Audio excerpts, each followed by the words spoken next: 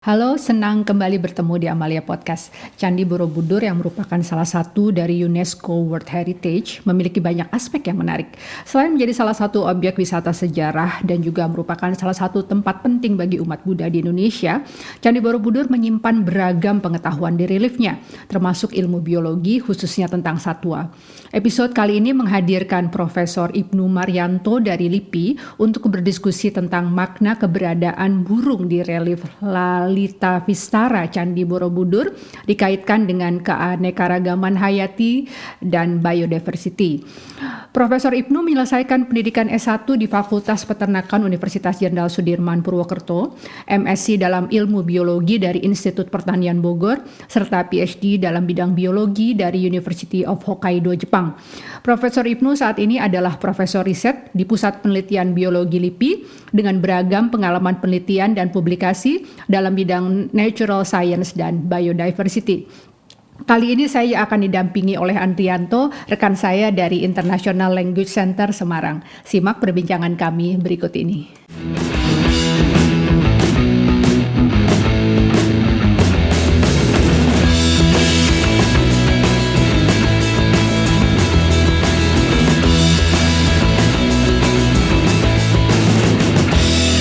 Assalamualaikum, selamat siang menjelang sore kepada Prof. Ibnu Maryanto di Jakarta, di Cibinong ya, dan Pak Andrianto di Semarang. Apa kabar? Semoga sehat semuanya, Bapak-Bapak. Baik, alhamdulillah baik. Selamat siang. Oke, sebelumnya terima kasih banyak untuk Prof. Ibnu Maryanto yang sudah memenuhi undangan saya untuk bisa berbincang-bincang di podcast saya ini, Pak. Jadi sebagai pengantar podcast saya ini memang topiknya macam-macam, Pak. Jadi dari politik, ya kemudian ekonomi, kemudian ada juga psikologi, kesehatan. Nah ini baru nih podcast saya menghadirkan topik tentang biologi dan keanekaragaman hayati. Jadi saya semangat banget, Pak, sekalian ingin belajar juga dan semoga nanti tentunya pendengar podcast saya juga akan banyak mendapat manfaat dari perbincangan kita nanti. Dan pada kesempatan ini saya didampingi co-host ya, kita nge-host bareng ya Pak Andri ya. Ya, boleh. Ya. Sama teman lama saya dulu waktu kami masih sama-sama aktif di satu organisasi ISAFIS ya di Jakarta. Udah berapa ratus tahun yang lalu Pak Andri? Sekitar berapa?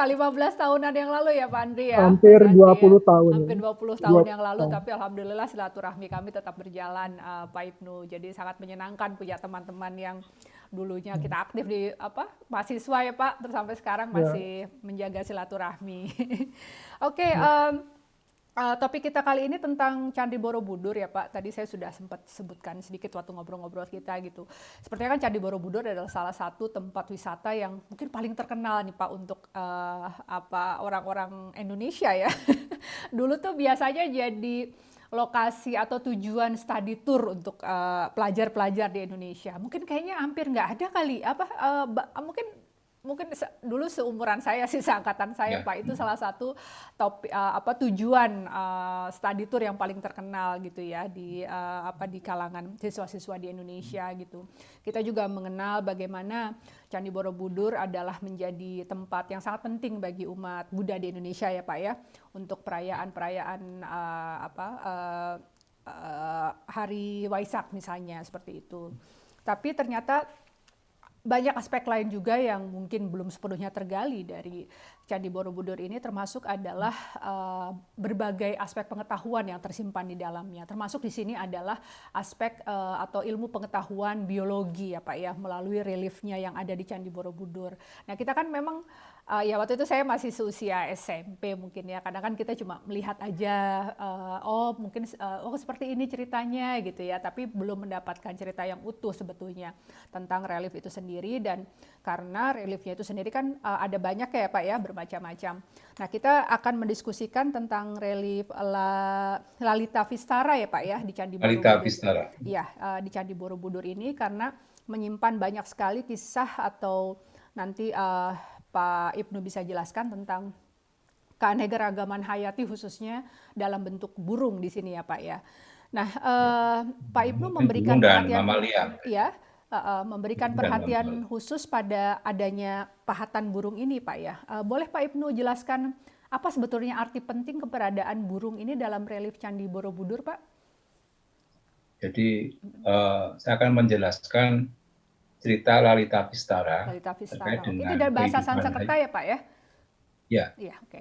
cerita Lalita Vistara yang ada di Borobudur terkait dengan kehidupan hayati, yaitu terutama adalah mamalia dan burung. Mama. Jadi Lalita Vistara itu ada mamalia dan burung ya, Pak ya? Oke. Sebetulnya di Lalita Vistara ini ada, untuk hayati ini ada tumbuhan cukup banyak. Jenisnya cukup banyak sekali. Kemudian ada burung, ada mamalia, kemudian ada ular. Ular, kemudian keong dan ikan. Tapi untuk ular, keong dan ikan itu hanya tersingkap hanya 3 atau 4 panel gitu, panel relief. Sehingga tidak kami bahas di dalam diskusi ini. Sebetulnya Borobudur itu bukan sebuah candi saja, tetapi Borobudur adalah sebuah kitab. Kitab pengetahuan ya, Pak ya? Kitab pengetahuan, karena di dalam Borobudur setiap lantai itu menyimpan ilmu pengetahuan yang beraneka ragam pengetahuan, mulai dari antropologi, hayati, terus geopolitik, dan macam-macam sekali. Dan itu diungkapkan dalam satu candi. Nah, Borobudur itu sebenarnya ada beberapa lantai ya. Ada Karma Wibangga, itu ada di bawah sendiri. Nah, sebetulnya Karma Wibangga ini ditanam. Jadi kita tidak bisa melihat. Nah, ditanam ini kenapa? Ada kemungkinan dugaan saya, ini kalau kita buka, Borobudur bisa ambrol, karena terlalu banyak diinjak. Sehingga untuk menyelamatkan candi itu, maka terpaksa satu lantai Karma Wibangga itu kita ditanam, sehingga kekokohan candi ini tetap terjaga. Karena memang waktu itu juga pernah ada revitalisasi ya Pak ya, karena cukup rentan gitu candi ini.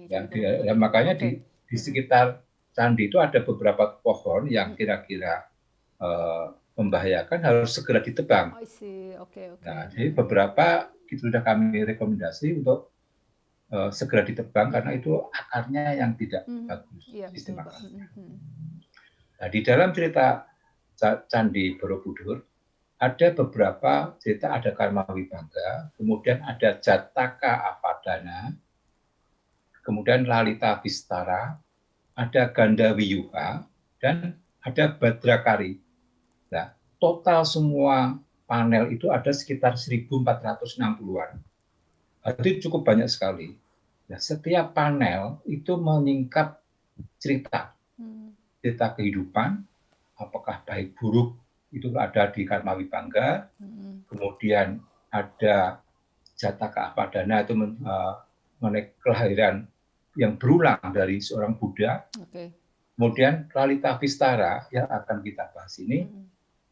Kenapa Lalita Vistara sangat menarik? Karena ini sebuah perjalanan kehidupan Buddha. Mulai dari Buddha dikandung di dalam kandungan, hingga dia mencapai kebudaannya. Jadi ke tingkat yang spiritual yang paling tinggi. Nah, ini yang kami ungkap di situ. Nah, semua yang ada di dalam cerita Lalita Vistara ini itu sangat menarik karena setiap singkapan-singkapan baik relief manusianya, tumbuhan, binatang, dan lain-lain itu mengandung makna, simbol-simbol semua. Sehingga kalau pada waktu itu di Cina itu baru sudah mengenal menulis, di kita sudah mengenal untuk memvisualkan dalam bentuk relief.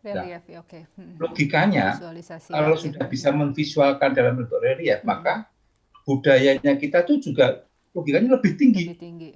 Ya, nah, ini yang ya, Pak, ya? Harus kita ungkap untuk generasi-generasi kita sebagai modal untuk masa datang. Nah, di dalam cerita panel Lalita Vistara itu ada beberapa panel yang mengungkap masalah burung. Total panelnya ada 120. Nah, kemudian ada panel burung, ada panel mamalia, Nah, panel burung itu ada sekitar 31 panel relief dengan 22 jenis. Dan 100 kita hitung ada 133 individu.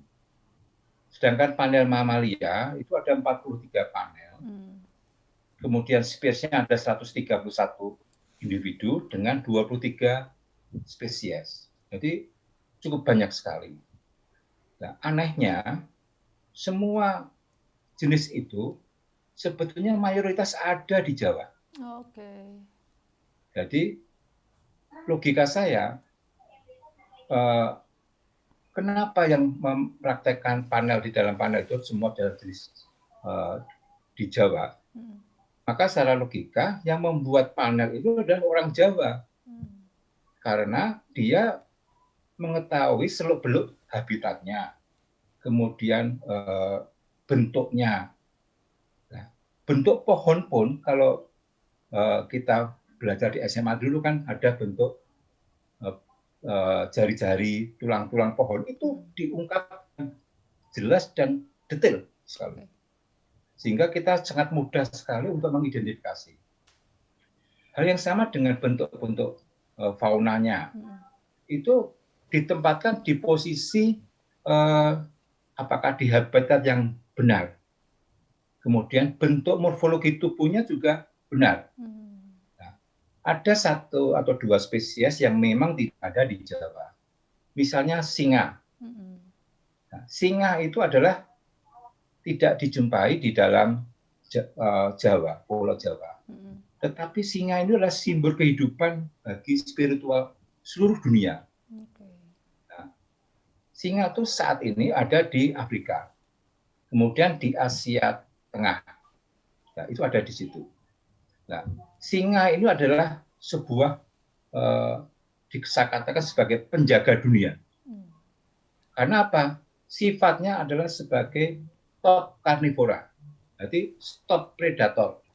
Jadi kalau sebuah kehidupan di habitat yang benar, bersih, maka ada sebuah rantai makanan.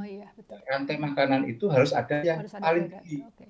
Nah, yang namanya top karnivora. Nah, top karnivora yang di dunia adalah singa. Nah, tetapi singa tidak ada di Jawa. Nah, adanya adalah harimau. Makanya singa tetap ada, tetapi di dalam panel relief harimau juga ada. Ya. Singa itu dipasang selalu ditempatkan di pintu gerbang biasanya. Kemudian di relief juga di pintu-pintu. Nah, pintu-pintu bangunan itu biasanya di dalam sebuah lingkaran. Di sebuah lingkaran. Di dalam relief itu ada lingkarannya atau kotak. Nah, kenapa relief itu dalam kotak atau relief singa itu dalam lingkaran? Karena itu sumber keabadian. Jadi kehidupan harus ada yang abadi. Nah, keabadian ini adalah dalam bentuk lingkaran atau kotak. Nah, kalau kebanyakan singa itu di dalam bentuk lingkaran. Tetapi di dalam harimau karena bentuknya di visualnya adalah dari pinggir, maka di dalam bentuk kotak. Sehingga sama saja. Harimau di Jawa itu ada top karnivora di Jawa. Jadi kalau harimau hilang, habitat yang ada di bawahnya, misalnya rusa, kancil, babi, katak itu akan terganggu. Iya, karena salah satu rantai makanannya. Karena itu adalah sebuah rantai makanan yang menjaga keduniaan. Nah, singa tidak ada di Jawa, tapi digantikan oleh harimau. Nah, selanjutnya, kalau burung, semuanya ada di Jawa, tetapi ada beberapa jenis yang diceritakan Lalita Vistara itu adalah burung betet ekor panjang. Burung ekor panjang itu tidak ada di Jawa, tetapi dia ada di Sumatera, Kalimantan. Nah, dalam pikiran saya, kalau Jawa, Sumatera, Kalimantan itu dalam satu singkapan mainland Asia, maka ada kemungkinan pada waktu itu ada di Jawa kemungkinan. kemungkinan. Atau kemungkinan kedua terjadi perdagangan. Perdagangan. Nah, karena apa? Di situ juga ada Kakatua Jambul Kuning. Kakatua Jambul Kuning itu tidak ada di Jawa, tetapi ada di Pulau Masalembo dan Jasilan Nusa Tenggara. Nah, itu di dalam panel relief itu tertera dengan jelas sekali. Nah, makanya dari itu saya berasumsi ada kemungkinan perdagangan, tetapi ada kemungkinan dulu ada, sekarang sudah tidak ada, karena itu dalam satu plate benua. Nah, itu yang di dalam panel relief Lalita Bistara. Nah, kemudian di dalam cerita Lalita Bistara itu semua kehidupan flora fauna itu memiliki sebuah simbol dan arti, bukan sebuah hiasan saja, tapi memiliki simbol dan arti dan makna sebuah kehidupan. Dan itu sesuai dengan antara cerita panel setiap panel dan cerita tingkah laku binatang. Jadi saya mencoba mengidentifikasi dan memvisualkan kesesuaian tingkah laku binatangnya. Nah, misalnya burung pipit itu tersingkap di dalam Lalita Bistara. Nah, burung pipit itu adalah tingkah lakunya bergerombol. Nah, bergerombol ini artinya apa? Dia dalam melakukan menjalankan kehidupannya adalah gotong royong. Nah, gotong royong itu sudah ada di zaman Borobudur, itu sudah ada. Jadi divisualkan dalam bentuk di Borobudur adalah burung pipit. Nah, kemudian ada beberapa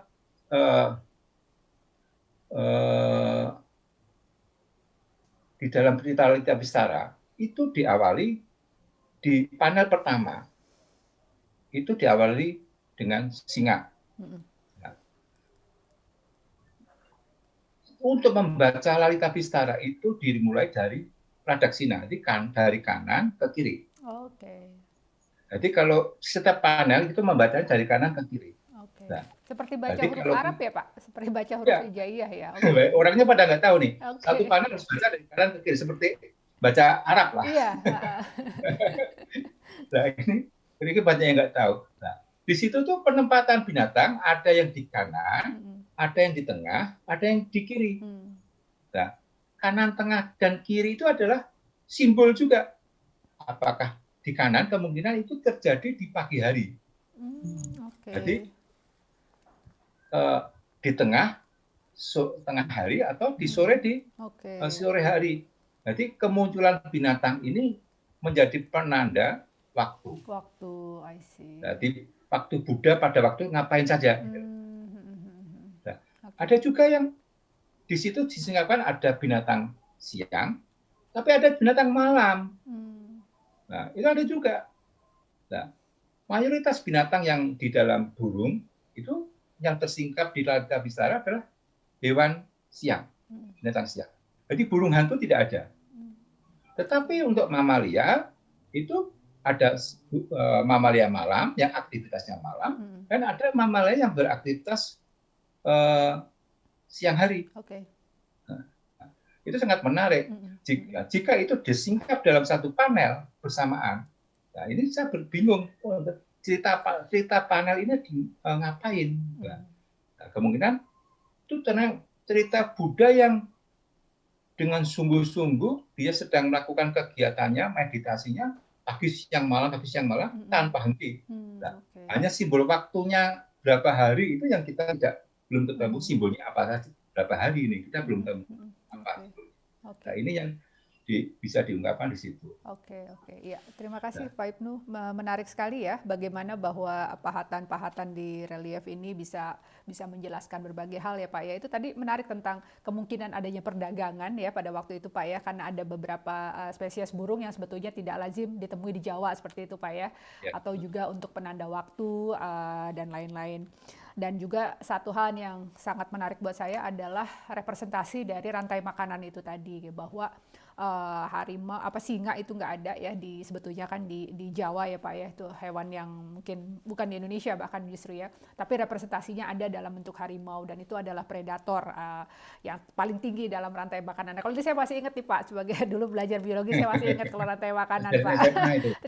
Terima kasih Pak Ibnu, sangat menarik penjelasannya. Mungkin Mas Andri ada yang mau ditanyakan ke Pak Ibnu, Mas Andri?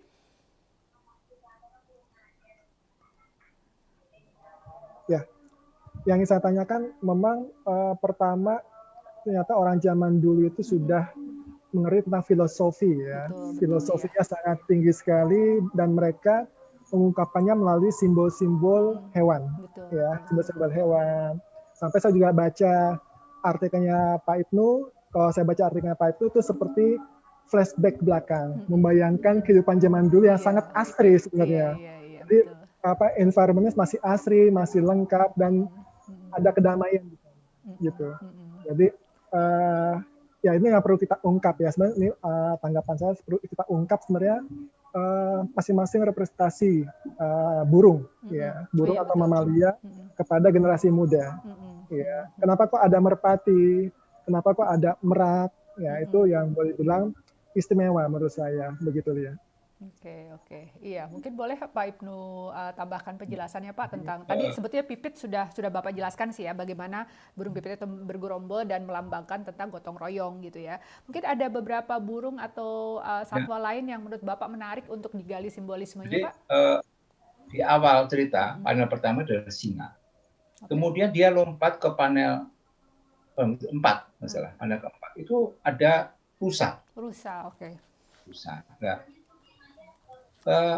kenapa rusa itu? Karena di situ diceritakan akan ada ibu dari Buddha itu datang ke Taman Rusa. Di situ. Nah, itu akan. Nah, di setelah itu dia akan mengatakan akan ada makhluk gaib, yaitu adalah Buddha sendiri yang akan datang untuk menerangi dunia. Nah, itu dibentukkan dalam cerita Kalitabsara di panel 8. Itu muncullah merpati. Merpati itu kan simbol pesan, pembawa pesan-pesan yang agung. Iya, betul kan. Memang merpati itu messenger ya Pak ya. Memang selalu dipakai untuk pembawa surat gitu, pembawa pesan. Ya, pembawa surat, pembawa pesan-pesan. Di dalam merpati yang kami identifikasi itu ada 2 bentuk sebenarnya. Kami tidak bisa jenis apa, secara spesies jenis apa. Tapi karena kita lihat dari bentuk habitatnya. Habitat merpati yang di dalam cerita Kalitabsara itu ada 2. Satu biasanya hinggap di bangunan, yaitu Columbolivia. Dan satu lagi yang kami tidak bisa identifikasi, merpati yang ada di hutan-hutan. Nah, ini yang munculnya di situ. Munculnya merpati yang di panel 4 adalah datangnya dari hutan. Jadi datang dari sebuah kegelapan, akan membawa pesan-pesan yang duniawi yang bisa digunakan oleh umat manusia. Nah, itu situ. Nah, pesan-pesan ini itu harus disampaikan dan disuarakan secara nyaring. Nah, itu suara nyaring-nyaring ini disimbolkan di dalam panel yang berikutnya, di panel 9. Itu munculnya burung kacer. Nah, burung kacer kan suaranya nyaring, bagus, enak gitu. Nah, ini yang bisa cukup menarik sekali. Setelah itu baru kita munculkan gajah. Tapi gajah putih ya. Gajah putih itu ini loh, setelah ada suara nyaring berita itu disuarakan dengan burung kacer, ini loh, dalam kandungan ibu Mahayana, ibu kandung dari Buddha itu sedang mengandung ini makhluk gaib nih. Yaitu di sebelah adalah gajah putih. Nah, kenapa gajah kok? Kenapa bukan singa? Kenapa bukan binatang yang lain? Gajah ini adalah sebuah dalam kehidupan biologi adalah seekor mega herbivore. Mega herbivore, oke. Mega herbivore. Nah, mega herbivore itu maknanya adalah dia yang menyelamatkan semua tumbuhan yang ada di dunia. Sehingga kalau kita misalnya kalau ke suatu daerah terjadi dominasi tumbuhan, misalnya karena terbuka, terus muncullah rumput-rumput yang tinggi-tinggi atau tumbuhan yang sebagai invasif muncullah duluan. Nah, itu disikat oleh gajah dulu. Karena gajah itu kan bisa makan lebih dari 50 kilo sehari. Nah, ini sehingga begitu bisa memunculkan trubus-trubus tumbuhan yang lain yang bisa untuk kalau kita daerah terbuka, rumput dihabisin gajah, kemudian muncullah tumbuh-tumbuhan lain sehingga akhirnya akan terbentuk hutan yang lestari. Jadi hilangnya gajah juga hilangnya makhluk hidup yang lainnya. Jadi karena dia bersifat mega herbivora. Jadi yang harus kita pertahankan adalah mega herbivora dan top carnivora. Dua ini hilang, kehidupan akan terganggu semua. Nah, itu seperti itu. Prinsipnya di situ.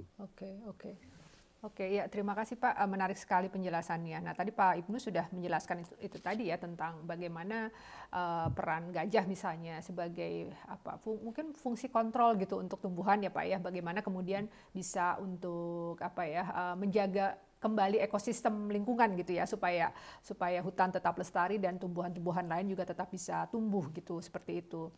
Nah kalau kita kontekstualisasi nih Pak ya, kita kan sedang mengalami masalah kerusakan lingkungan yang terus-menerus nih Pak. Nah ini awal tahun biasanya nih menjadi masa yang memprihatinkan karena banyak bencana Pak ya. Di Jakarta kemarin banjir, kemudian di Semarang juga ya Mas Andri ya. Semoga baik-baik saja ya kondisi keluarga dan mungkin siswa-siswa Mas Andri di sana gitu. Nah bagaimanapun juga kan semua bencana alam ini tidak bisa dilepaskan dari kerusakan ekologis Pak gitu. Nah mungkin Bapak bisa memberi penjelasan Pak bagaimana kemudian pelajaran yang bisa kita ambil nih Pak dari pengetahuan yang begitu kaya dalam relief ini di Candi Borobudur tentang flora dan fauna ini untuk bagaimana kita selanjutnya bisa lebih sayang pada lingkungan kita nih Pak untuk mempertahankan ekosistem kita yang baik Pak. Jadi di masa pendirian Borobudur di abad sekitar tahun 750 sampai 850 Masehi, para koreografer untuk relief ini sudah kelihatan sudah menguasai betul apa yang harus diselamatkan. Nah, kalau maka banyak dituangkan di dalam simbol-simbol dalam relief ini adalah gajah dan singa. Ini yang harus dipertahankan. Nah, kalau burung itu yang ada simbol-simbol yang sebagai penjaga. Itu adalah elang.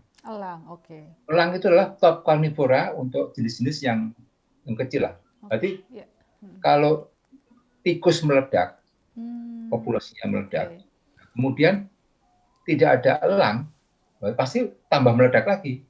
Tetapi kalau ada elang, maka tikus akan terkontrol populasinya.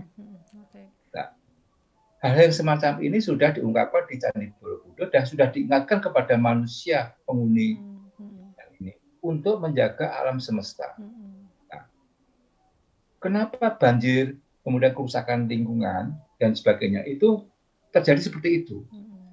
Habitat-habitat yang tempat-tempat mega herbivora, tempat top carnivora itu sudah hilang, musnah. Nah, sehingga dengan otomatis kerusakan dan bencana-bencana juga akan sesering mungkin. Nah, top carnivora dan mega herbivora ini itu kalau kita itu adalah penghuni Nusantara, ada island, negara island, maka top carnivora dan mega herbivora itu setiap pulau beda-beda. Misalnya di Jawa harimau dan gajah. Kemudian di Sumatera harimau dan gajah. Tetapi di pulau-pulau kecil di mana? Nusa Tenggara beda lagi. Tidak bisa dikatakan harimau dan gajah. Makanya mungkin ada beberapa jenis elang sebagai top karnivornya. Karena Nusa Tenggara itu kebanyakan adalah jenis binatangnya ada kecil-kecil semua. Nah, bagaimana dengan Kalimantan? Tidak ada harimau, sebenarnya tidak ada harimau saat ini. Tetapi dia punya macan tutul.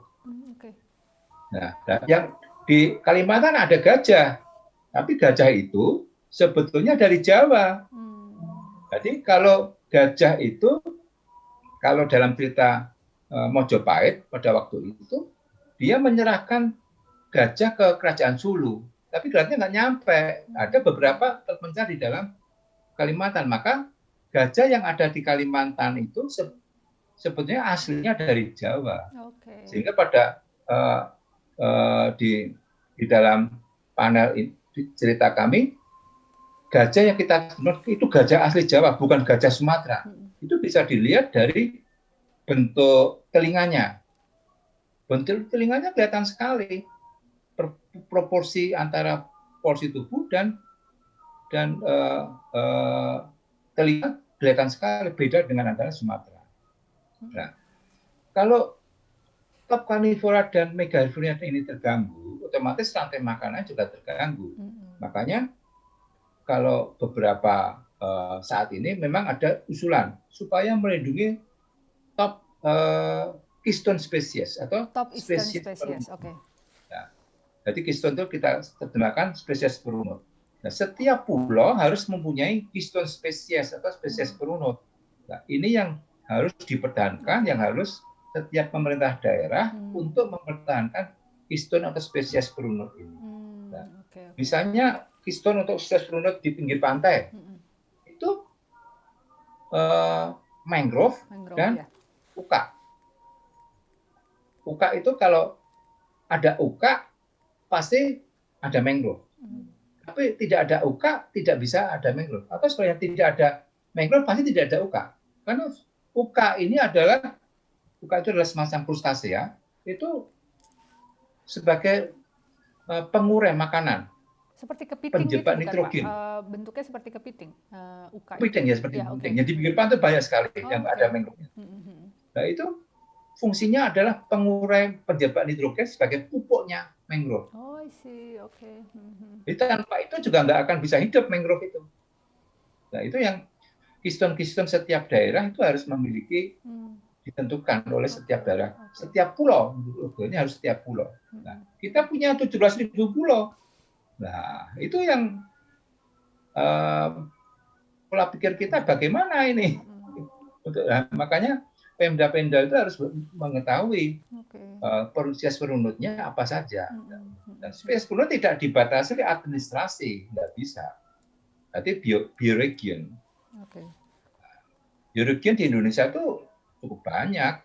Bioregionnya kalau dilihat dengan garis biologinya juga cukup banyak sekali. Gitu. Oke, iya Pak. Jadi ya ternyata sebetulnya sangat apa ya Pak ya. Saya sendiri amazed banget ya, maksudnya sangat aplikatif gitu Pak ya, dari kita melihat bagaimana cerita dari relief tersebut, kemudian kita bisa mengambil makna dari simbolisme itu ya Pak ya, bahwa misalnya ada beberapa hewan seperti gajah, singa dan lain-lain, dan itu merepresentasikan dari rantai makanan, dan ternyata itu sebetulnya adalah hewan-hewan yang memang harus diproteksi untuk untuk kita tetap bisa menjaga lingkungan ini supaya ekosistemnya tetap bisa berjalan dengan baik ya Pak, seperti itu ya Pak ya. Nah, ini saya jadi teringat nih, kan COVID-19 ini kan juga ada analisis itu juga kan diakibatkan oleh terganggunya ekosistem kita kan Pak ya.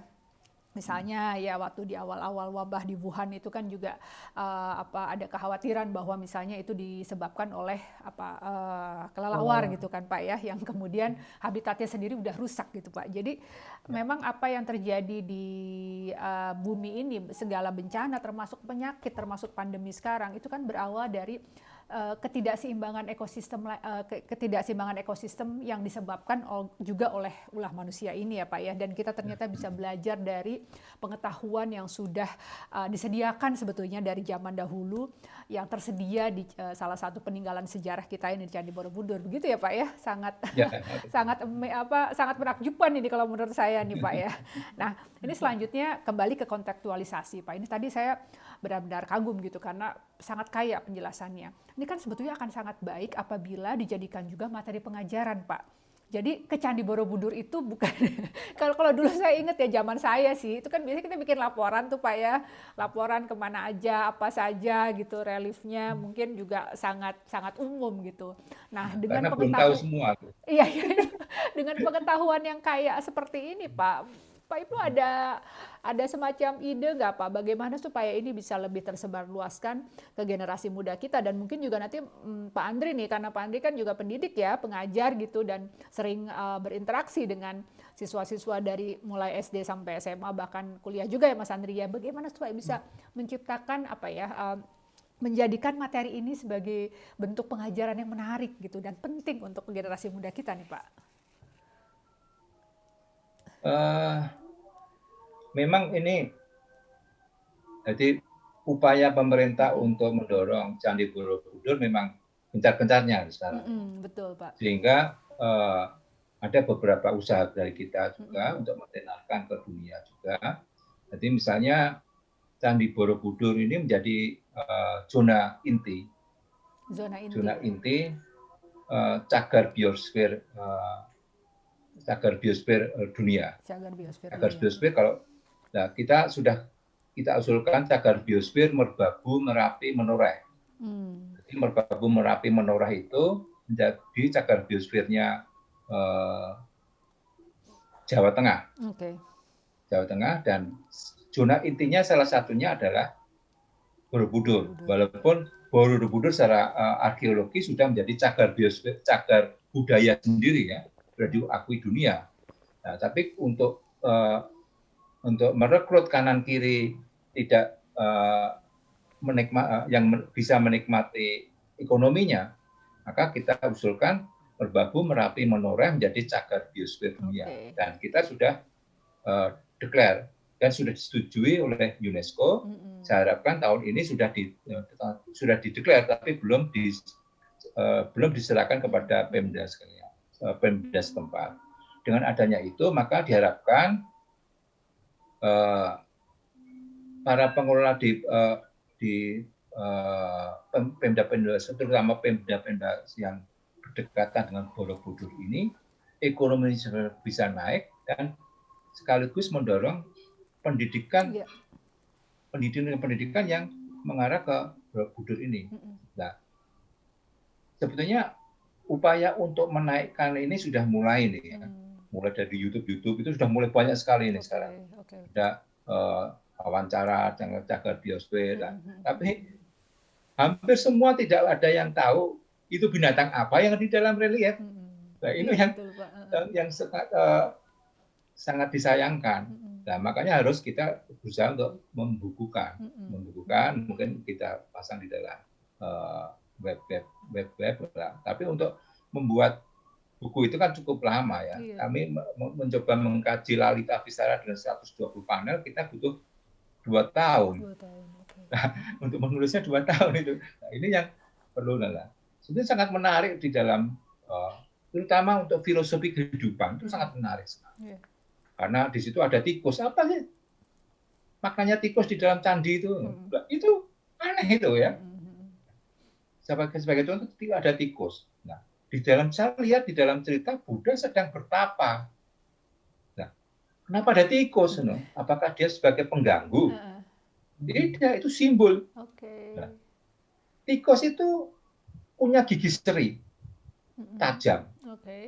Ya, itu kalau tidak diasah, kalau tidak mengerat, itu bisa tumbuh sampai 20 cm. Nah, itu makanya tikus harus mengerat terus supaya giginya tetap kecil, pendek. Nah, mengeratnya itu disimbolkan di dalam cerita Lalita Visara itu. Apa? Buddha mengasah batinnya. Tikus harus mengasah giginya, kalau Buddha mengasah batinnya. Oke. Dia diasah dengan bertahun-tahun, berbulan-bulan, dan itu setiap hari harus diasah. Nah, itu yang aneh sekali. Bahkan ada beberapa yang di dalam cerita ada binatang malam. Binatang malam itu ada musang, ada binturong, itu mengeluarkan bau. Kalau kita ada binatang itu keluar di malam hari mengeluarkan bau harum itu. Nah, itu pertanda. Kalau musang di bawah, hidupnya di bawah, maka dia mengeluarkan bau, wah, baunya harum sekali. Nah, itu artinya apa? Buddha pergi akan meninggalkan bau yang harum. Nah, itu seperti itu. Seperti tingkah laku musang. Iya. Nah, sama dengan burung bebek. Itu ada di situ bebek itu. Nah, bebek itu di dalam cerita Buddha datang, kemudian ada seseorang yang pakaiannya berlumuran, kotor. Maka di situ ada simbol bebek. Walaupun kamu berpakaian kotor, itu hati harus tetap bersih. Oke. Oh iya, bebek kan suka di tempat kotor ya Pak ya, suka kotor-kotoran. Bebek itu kan kalau menyelam, mencari makan ke dalam lumpur-lumpur. Lumpur ya, betul. Tapi yang tetap bebeknya bersih. Iya. Nah, kenapa bebeknya bersih? Karena dia mengandung minyak. Oke. Jadi dalam cerita, walaupun kamu pakainya kotor, gantilah berbaju, tetap berbaju yang bersih. Jadi batin tetap bersih lah. Itu yang sampai diceritakan seperti itu. Ini yang secara harusnya cerita kehidupan ini yang harus di mental bangsa belajar dari Candi Borobudur. Jadi pendidikan mental itu bisa dari Borobudur. Ini ada revolusi mental ya Pak ya, bisa dari Candi Borobudur, revolusi mental. Jadi pendidikannya ini yang harus ditanamkan seperti itu. Iya. Gotong royong itu ada betul, Pak, ya. Bangsa Belibis lah ya.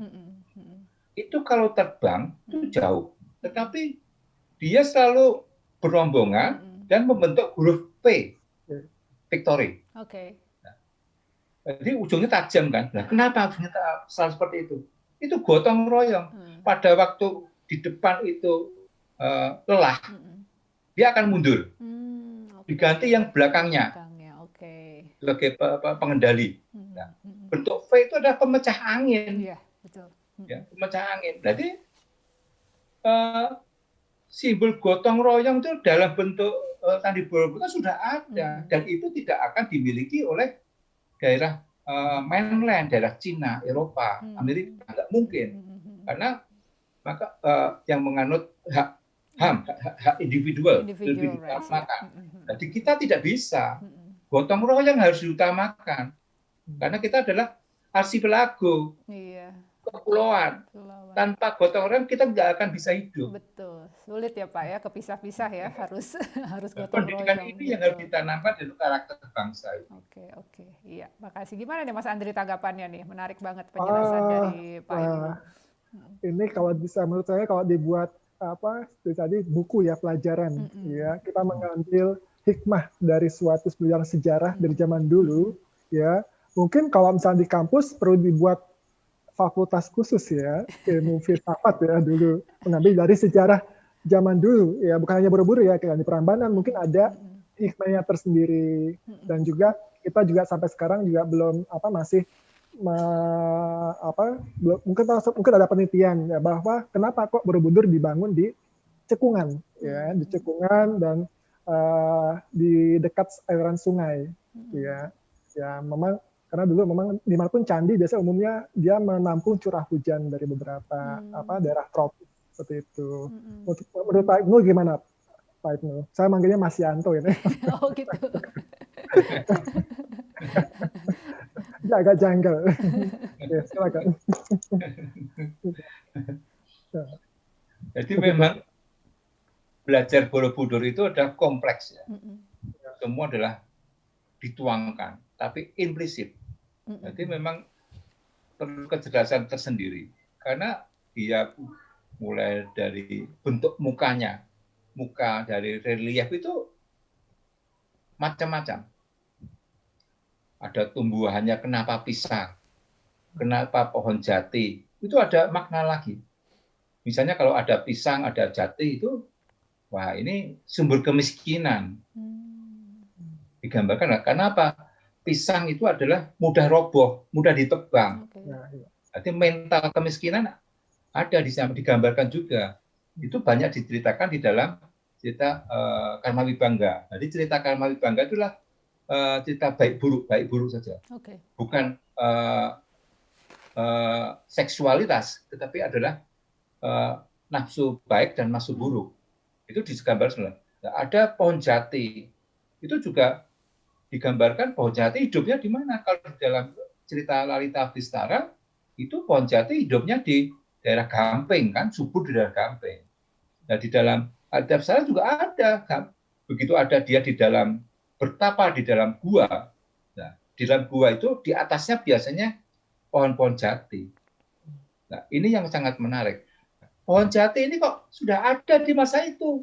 Padahal pohon jati itu bukan dari kita, bukan dari negara Indonesia, tapi dari negara lain. Misalnya dari Amerika Latin, kalau salah ya. Nah, ini kan sesuatu yang aneh.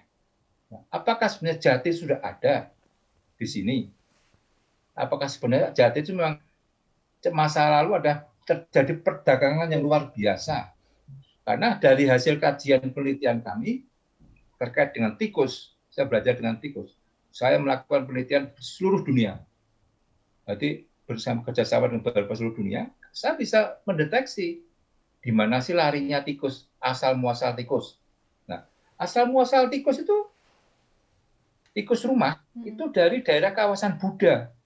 Buddha lahir di daerah Nepal Selatan. Nah, dia Nepal itu menyeberang ke Jawa, ke Asia, langsung ke Jawa. Dan kemudian ke Afrika, muter, Eropa dan sebagainya. Beda dengan mencit rumah. Mencit rumah itu tikus kecil yang ada di rumah. Itulah tikus komensal. Nah, tikus komensal itu, yang mencit rumah itu, asalnya dari mana? Itu dari Jazirah Arab. Ya. Nah, jadi menjadi pertanyaan kami, pada masa itu kita belajar sejarah, kemungkinan besar perdagangan dan agama itu kan berjalan seiring. Betul, Pak, betul. Ini bisa dicari dari keberadaan binatang tikus dan sebagainya. Dan tikus juga dicantumkan di dalam cerita Lalita Vistara. Sejarah ada, kemudian pendidikan ada, dan macam-macam ada di dalam cerita Borobudur ini. Saya membayangkan ya Pak ya, mungkin suatu saat nanti gitu akan ada semacam komik Pak ya, dengan gambar gambar binatang-binatang dan tumbuhan ini dibuat dengan sangat menarik, dan disertai itu tadi Pak ya, penjelasan tentang simbol makna simbolisnya gitu kan. Kemudian tadi dilengkapi juga sebetulnya ini asalnya dari mana. Itu kan anak-anak kan generasi muda kita kan mungkin tertarik ya Pak ya untuk kemudian mempelajari ini sebagai hal yang menyenangkan. Gimana Pak? Maaf? Bikin kartun. Betul Pak, bikin kartun. Banyak sekali sebetulnya saya pikir yang inovasi ya, atau ya ide-ide kreatif yang bisa kita gali dari warisan budaya kita ini Pak. Nah, ini pertanyaan terakhir Pak, ini saya agak insting peneliti nih Pak. Saya jadi penasaran untuk studi tentang Lalita Vistara ini. Pak Ibnu sendiri kan background-nya dari biologi ya Pak ya, khususnya kan meneliti tentang hewan ya, tentang fauna ya Pak ya. Nah, Borobudur ini kan juga terkait dengan histori, dengan sejarah, juga dengan arkeologi. Itu bagaimana penelitiannya dilakukan Pak? Apakah ini kemudian juga melibatkan peneliti dari bidang ilmu lain, atau bagaimana Pak pada saat Bapak melakukan penelitian untuk Candi Borobudur ini? Saya memang penelitiannya adalah biologi, terutama mamalia. Jadi mamalia terbang, mamalia tikus, kelelawar, itu bidang kami. Nah, kami mencoba penelitian di Borobudur ini juga karena saya juga suka baca bangsanya novel sejarah, jadi cepat nyambung kalau saya. Nyambung lah. Saya melibatkan beberapa teman. Jadi yang teman-teman junior kami yang ada di bawah kami libatkan semua. Ada yang di mamalia, burung, itu kita libatkan semua untuk identifikasi, untuk kita belajar bersama. Dan kita juga mengundang beberapa teman dari antropolog di dalam itu mungkin bisa Anda wawancarai juga terkait antropolog yang pelajari Borobudur, dan Pak Aris Mundayat, dia adalah dosen. Mungkin dulu nggak salah di Sydney, nggak salah dulu. Apa di Australia University? UA mungkin. Iya, nanti mungkin saya coba cari deh, Pak. Nah, itu bisa Anda kaji untuk diundang untuk diskusi ini. Dan kita juga diskusi bareng dengan ahli bahasa rupa. Bahasa rupa, oke. Bahasa rupa itu dia memang mempelajari rupa-rupa lukisan di dalam gua, itu maknanya apa, itu berapa tahun itu terjadi, itu ada di ahlinya sendiri, itu ada di ITB, dari Fakultas Seni dan Desain, Seni di dalam itu bisa Anda dengan Pak Bindi Setiawan, itu kami belajar untuk makna kunci dari ini ya, makanya dari situlah kita sambungkan antara binatang flora fauna dan antropologi Pimiuka dan budaya, itu kita sangkut pautkan semua. Nah, simbol-simbol ini kami banyak mengetahui dari Pak Aris Mundayat. Tapi dia tidak tahu binatang dan floranya. Nah, ini makanya bisa nyambung gitu. Iya, penelitian antar sektor yang sangat menarik ya Pak ya. Iya. Saya selalu suka Pak kalau ada cross sectoral research seperti ini, karena rasanya menjadi kaya sekali gitu Pak ya. Jadi nambah ilmu kan, selain tentunya menambah network juga ya dari scholar dari bidang yang lain. Oke, terima kasih banyak Prof. Ibnu atas penjelasannya. Wah, saya ini belajar banyak banget nih, biologi, sejarah dan juga budaya. Ini udah 4 SKS sendiri Pak. Terima kasih. Senang terus bisa belajar. Satu semester ini. Satu semester, iya. Nanti mudah-mudahan di lain waktu bisa berbincang lagi dengan Pak Ibnu dan mungkin dengan kolega lainnya supaya kita bisa lebih paham lagi ya Pak tentang warisan budaya yang luar biasa ini dan pengetahuan yang ada di dalamnya. Terima kasih juga Mas Andri sudah menemani saya sebagai co-host di kesempatan hari ini. Tetap semangat Kak menjalankan penelitiannya Pak. Ditunggu karya-karyanya lagi. Wah, publikasi Pak Ibnu luar biasa, banyak sekali nih. Dan saya sangat menikmati membaca paper Pak Ibnu yang terakhir itu. Jadi kayak paper ilmiah tapi kayak dongeng Pak. Saya jadi waduh gitu ya, seperti Pak Mas Andri bilang, jadi membayangkan gitu zaman dulu, oh seperti ini gitu ya Pak ya. Oke, terima kasih. Salam untuk keluarga di rumah, Profesor Ibnu dan Mas Andri. Salam untuk keluarga di Semarang, juga keluarga di Jakarta Pak. Tetap sehat selalu ya Pak ya, menjaga protokol kesehatan. Terima kasih. Assalamualaikum warahmatullahi wabarakatuh. Waalaikumsalam warahmatullahi wabarakatuh. Demikian perbincangan saya dengan Profesor Ibnu Marianto dari Pusat Penelitian Biologi LIPI tentang aspek biodiversity yang dapat kita pelajari dari relief Lalita Vistara di Candi Borobudur. Terima kasih telah menyimak Amalia Podcast dan subscribe channel ini untuk mendapatkan update konten perbincangan yang berkualitas dan mencerdaskan. Salam sehat, tetap semangat.